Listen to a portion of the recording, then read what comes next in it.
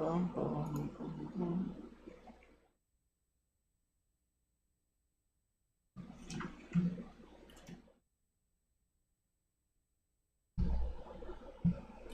ahead and give this a second to load up. Should be good. I'm going to turn my desktop audio on.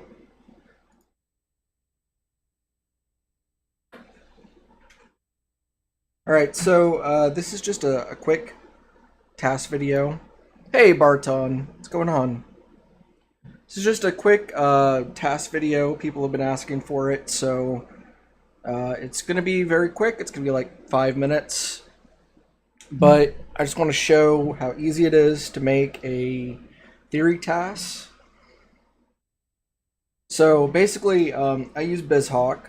You can use FCX, FCEUX as well. There may even be a couple other emulators.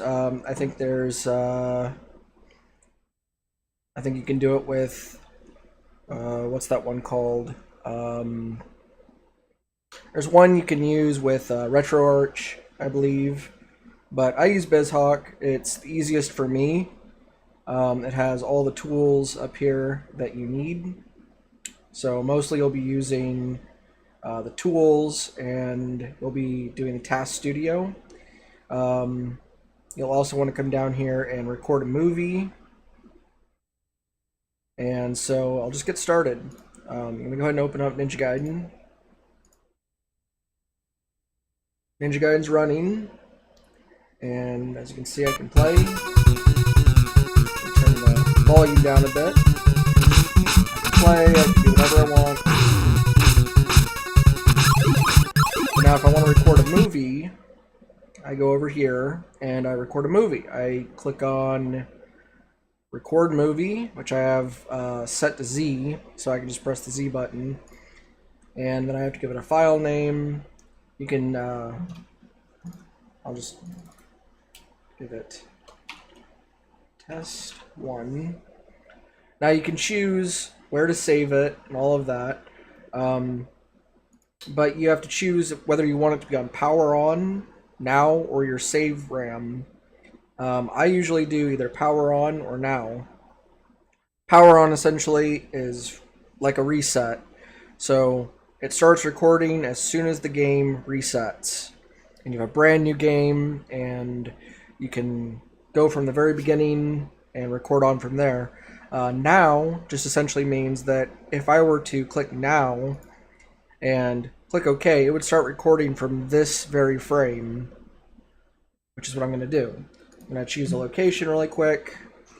I'm just going to go to my, let's see, just go to my desktop. My desktop really quick and save, and then also the BK2 format. That's the format the BizHawk uses to make the save state file, or the TAS file rather. So I'm just gonna click now, and as you can see, it leaves off right where it starts recording right where I left off.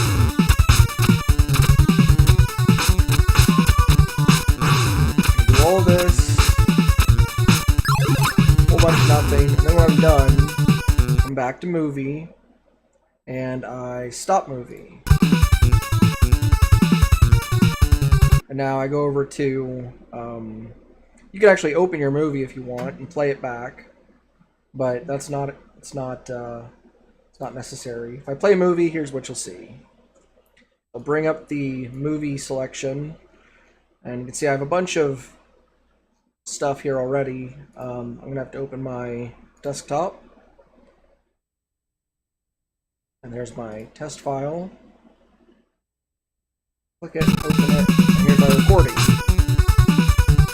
Literally everything I did when I was done there.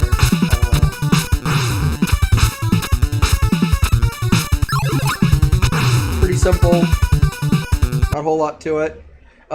Keep in mind that it also stops right as you're done there. It ends.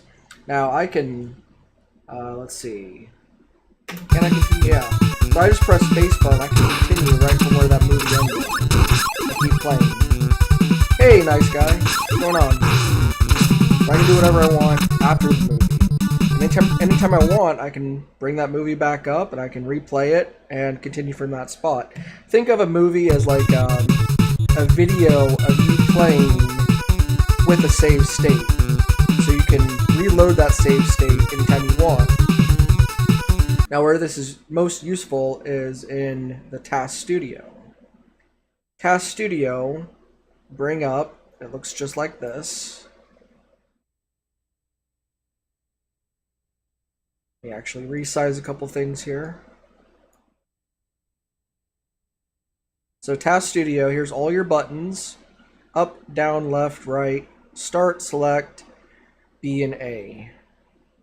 Now yours might actually come up with, let's see. I have my settings set to only show controller 1. Let's see, there's settings somewhere.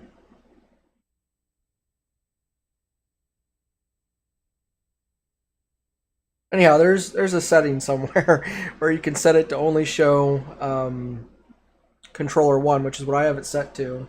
I think initially it shows both controllers, so controller 1 and controller 2. But like I said, I just set mine really quickly to only show controller 1, because that's the only controller I have selected. From here, you want to open your file. So I'll go back to my desktop. Select test 1. And it asks, you want to create a new project? Now, creating a new project, that's important. And I'll explain why in a second. So you click OK, and there's my new project. So you can see up here, it's now test1.bk2.tasproj.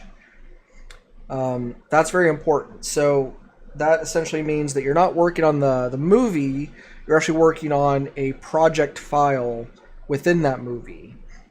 So that allows you to edit everything here. So you can see here all my commands, and all I have to do is click on the main window for BizHawk, and then hit spacebar, and you can see here all my commands to the left that I did within this little movie that I made.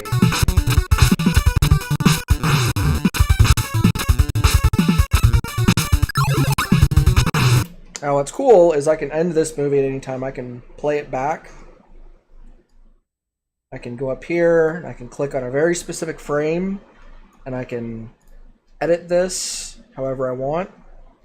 If you hold the right mouse key and you scroll up and down, you can go frame by frame. You can also just click here in the this white space, these white checkboxes, to click on the frame you want. So if I decide, let's go back up actually. So if I decide that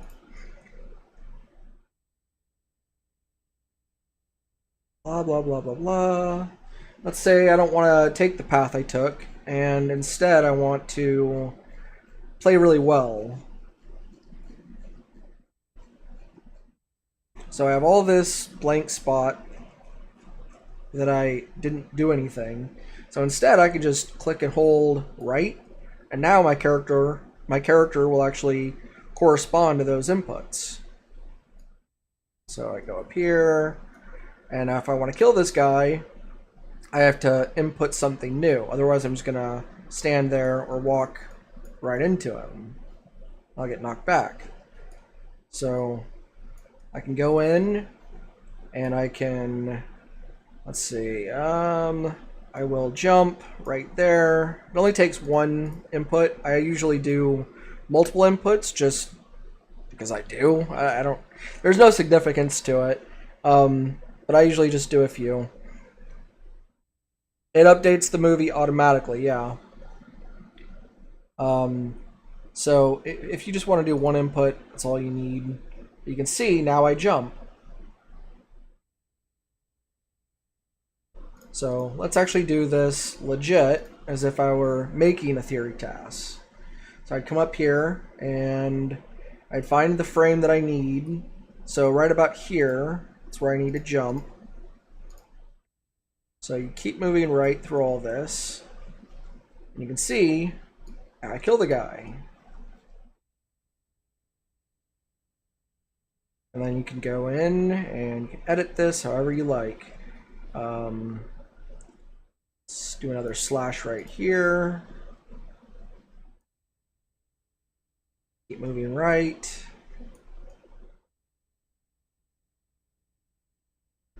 Keep moving right. You can just hold the button in and drag to create a whole bunch of them. You can actually do this multiple ways. You can, so with TAS Studio, you can do it manually if you want. You can actually start with a brand new file. You don't have to do it the way I did with recording a video first and then editing. You can actually start with nothing and just create one from the ground up. But if you record a video, it records all of the inputs automatically. So it makes it go a little bit faster. Because you don't have to go back and, you know, add all the rights and all the lefts and all the jumps and all that. Basically, all you have to do with the video that you create is go back and tweak things, which is really nice. So let me actually just load up a different movie here just to show you like some differences. So I actually did several of these task videos here. I will do, let's see, let's do the 2-bird boost. If I play the video, here's exactly what you'll see. Here's my video with all the inputs.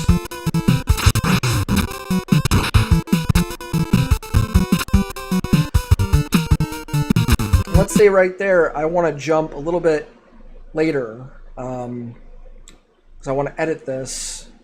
So as you can see right here, like I said, I make a bunch of commands. You don't have to. I just make it easier for myself to see. So rather than just scrolling up and seeing like 1A, which is all you really need, you only need the one. I like to create a bunch just so it's easier for me to find that specific area. So now I took away my jump. So as I land here, you'll see I don't jump. And I just run into the idiot. So I wanted to jump a little bit later. So maybe I'll create my jump like right there. Or if I'm testing to see the point that I have to jump, maybe I'll go something like this. Go even further down. So what's the very last frame that I can jump without getting hit? Not there. Let's go one more. Nope. There it is. So now I know that this particular frame is where I'm going to take the damage. So I can do one of two things. I can do a slash directly after. I'll kill the guy. Or I need to back it up one frame and press the A button there. So I make the jump. And anytime you want to rewatch this, all you need to do is go up to whatever frame you want to begin the video, and then click the space bar. So you don't have to go and like watch the whole thing every time. You can literally just back it up a few, and then see what happens. Anytime you want to save, this is very important. So saving, you need to name it so that you'll know what it is, because you need to expect to have a lot of these saves. You can theoretically just make one long task, and that's fine. I find it's easier to break things up, just in case there's some kind of problem, or even just create backups. So, you know, make task video 1, task video 2, task video 3, and have those as like backups. Because if the whole thing fails and you spent, 10 hours making a video or something, and something happens and your TAS project file gets corrupt, you don't want to have to redo those 10 hours. So it's really nice to just create backups. So I'm going to rename this Ninja Gaiden Test. Now, as I was saying, this is pretty crucial. The way TAS Studio works, at least what I found, is that if you are using a TAS file, so right now Ninja Gaiden test.tas project is loaded in this, but I also find that it sometimes keeps the previous project file loaded as well. So if you go and you make edits to this and then you save, sometimes what it'll actually do is it won't save the previous file as it was. It'll save on both files. So the best way of going about fixing that issue is close out of your TAS Studio and reinitiate it by reopening it, and then load your new Ninja Gaiden TAS file. So that way you don't have both files kind of open in the background, and because that's what was happening to me for quite some time, is I would be working on one TAS file and then I would save and create a brand new TAS file. And I'd go and work on the new TAS file without closing the previous one, without closing out of TAS Studio. And what ended up happening was the changes that I made to the new file would carry over to the previous file. So both files would end up being the exact same thing, even though they were two separate files saved at two different times. And the solution I found was to do what I just described.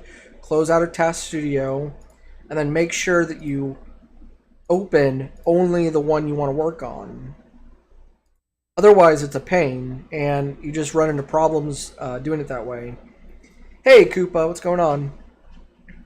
So that was, like I said, that was something that I had to learn. Messi and I were trying to figure out what to do, and that's just the workaround solution I found. What else do I want to talk about? Okay, so here at the end, let's say you get to the very end of your video, and so right here is the end of mine.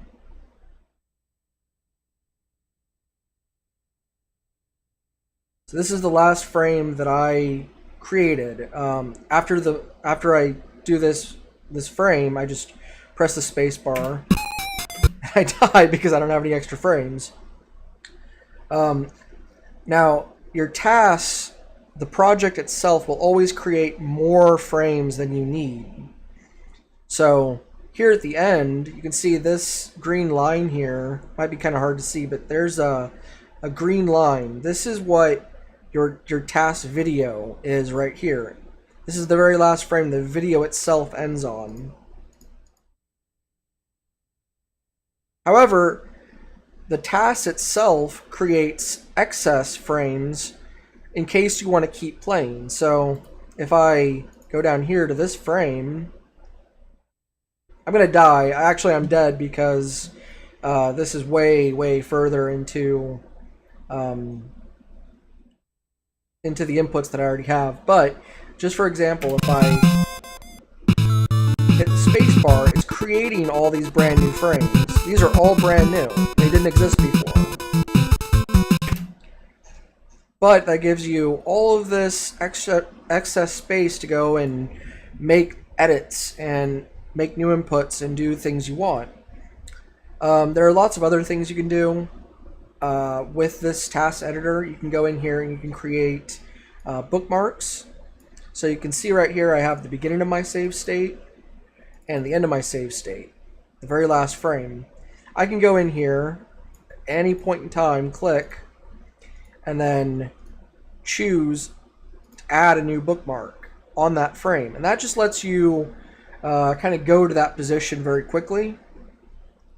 There's there's no other significance to it, but you can make like each individual level or each individual segment. You can say, here's the end of stage 1. I can edit this. I can type stage 1 end. The point of these bookmarks are to make it easy for you to jump around and find your positioning within the task editor. In case you do have like some massive game that takes 20 hours to beat, you don't want to have to scroll around trying to find like the specific spots and where you do things. You want to have an easy, manageable way of doing that. This is how you do that. I have Turbo Seek turned on. It just makes things move faster. Without the Turbo Seek, it tends to go much slower, the actual video itself. So this is without Turbo Seek. It plays kind of in slow motion, which can actually be really beneficial if you want to see like see a specific frame you want to mess with. Turbo Seek typically goes faster. What else? I think that's it. Oh, if you want to add new frames, so let's say I did an edit here in this section right here, and it ended up messing with a section I did later on. So let's say this was an edit and I wanted to get rid of a few frames for whatever reason. Well, the easiest way of doing that obviously is just to delete the frame. So I can delete this frame, but now the problem is with the rest of my recording I'm missing a frame, so everything else later on is going to be one frame off. So all of these attacks and stuff, they're all going to be one frame off. So the rest of my video, the rest of my TAS is invalid just because of that. So sometimes you need to add frames. So I can go in here at any point in time, click at a section, and then add a frame. Let's see, insert. And there's my brand new frame. Keep in mind that when you add a frame, it also pushes all of your inputs one frame further, which will also mess up your video if you are, adding and deleting frames and you're not sure of how many you deleted or how many you added. You just need to be aware of these things. Also, sometimes like different. Let me actually show this while I'm here. You can load with BizHawk. You can load FCEUX task videos into it. So, for example, I have Scumtron's Ninja Guide task video that I got directly from tasvideos.com or .org or whatever it is, and I can load it into BizHawk, even though it was created with FCEUX. However, the alignment is different. So somewhere in the mix, frames got deleted, maybe some frames got added. It's all there, all of his inputs and stuff are there, but they're a little bit messed up. So let's load that one. Yeah, so as I'm playing the video, I'll often find that, if you want the video to go really fast, like real time, all you have to do is minimize your task studio.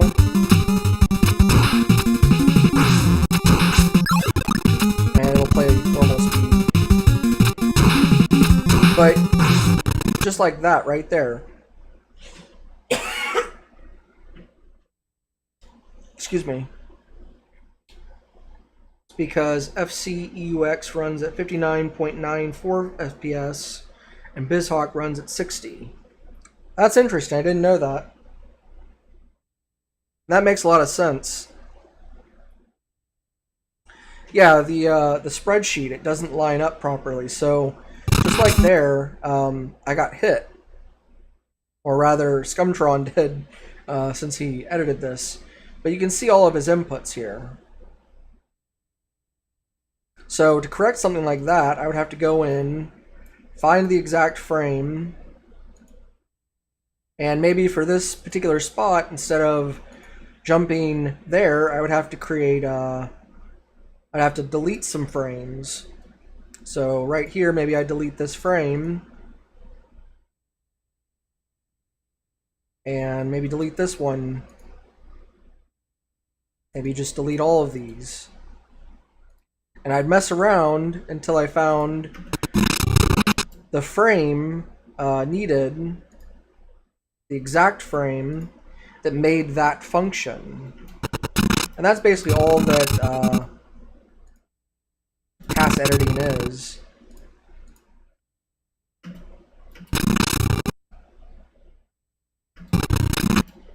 Oh, so we actually got hit earlier up here. So I was actually editing the wrong spot, but you get the idea. And over the course of 12-minute run, your time will be slower than if you were running an honest 60 frames per second like BizHawk does. Okay, I didn't know that. That's very interesting. Thank you for pointing that out. Yeah, I wondered why the import didn't work properly, but you're saying that it runs at a slower FPS, so it makes sense. There would be less frames, you know, just based off of that. So, so the Mechanical Koopa just explained why the import didn't work. Basically, FCEUX runs slower than BizHawk does, so therefore it doesn't align properly. And as you can see, I mean, with TAS editing, it's very specific with how you do things. Every frame counts, especially with like a proper TAS like Scumtron's TAS here. Everything has to be perfect. I mean, he does literally everything perfect.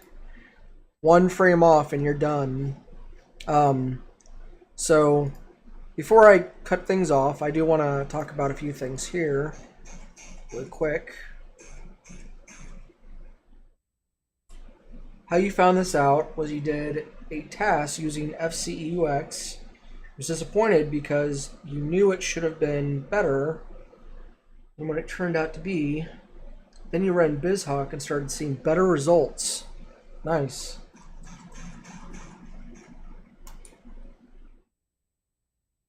So with like real TAS, I usually do theory TAS, so I don't have a use for this, but real TAS disregards improbabilities. It disregards things that you can't normally do. Like, for example, left plus right. In theory TAS, you can't do this because theory TAS you're playing like an actual human would, just at their peak performance, at their perfection maybe. TAS, however, plays beyond those rules. It says, I don't care what a human can do, I'm going to do what's possible within the game.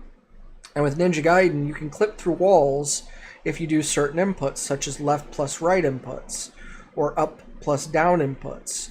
So here you can see, with this left plus right input, you can move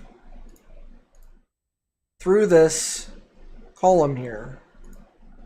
Now this is only possible if you use like a keyboard and have those inputs, which you can't do on an actual controller. So TAS can do this. And you can moonwalk. Also, left plus right moves you to the right. Up plus down plus left moves you left. So you'll see in the TAS inputs here some up, down, and lefts, and that's to move you left through columns and such on, so forth.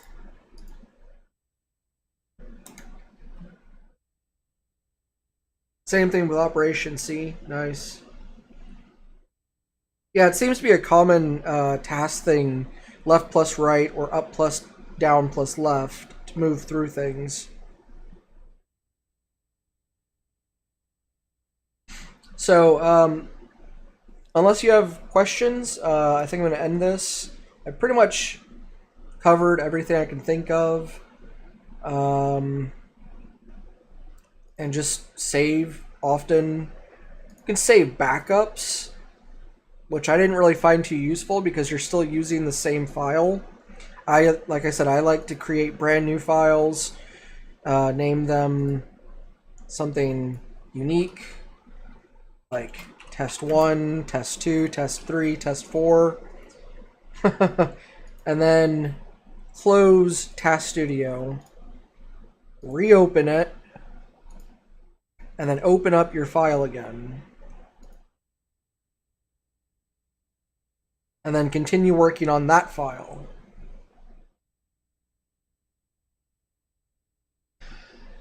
There's a lot of options I didn't cover. Most of them I don't understand. I've never messed with them myself. Like, I don't really know what branches are for. I don't do the auto restore last point position.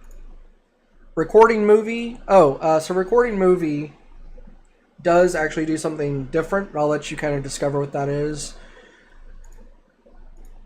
Just lets you record a new movie.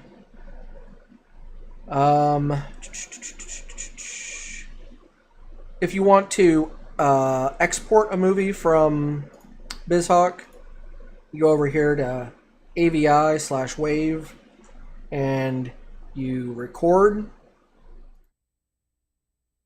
I chose MP4 just because it's a nice file. So I'll record this to my desktop really quick. Just call it ninjagaiden.mp4. And as soon as you click on save, you go over here and you play your movie by pressing spacebar.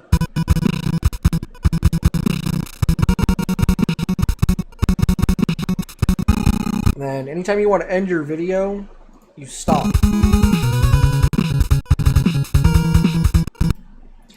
And then you can find your video, let's see, right here.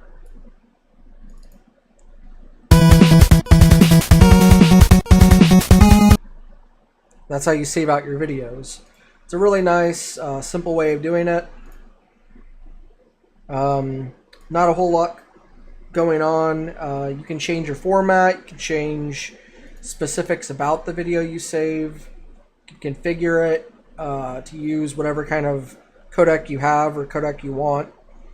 I'm sure there's a lot more options that I didn't cover, mostly because I don't know about them or I just don't use them, don't have a need for them. But that pretty much covers everything that I can think of in terms of TAS recording. So I'm going to go ahead and get off here. I hope this little mini tutorial helped you. If you have any questions, feel free to message me. But I think that covers it all. You can add like subtitles and comments. Subtitles and comments will show up on your video, which is pretty neat. So I can add a comment on like any frame. That's pretty neat. So I can choose a frame and I can choose this a message. And that'll show up on that particular frame. That's pretty neat. It helps you, as you're playing back a video or something, to put up messages if others are watching. So, alright, I'm going to go ahead and get off here. Hope that helps some people out, and I'll talk to you guys later.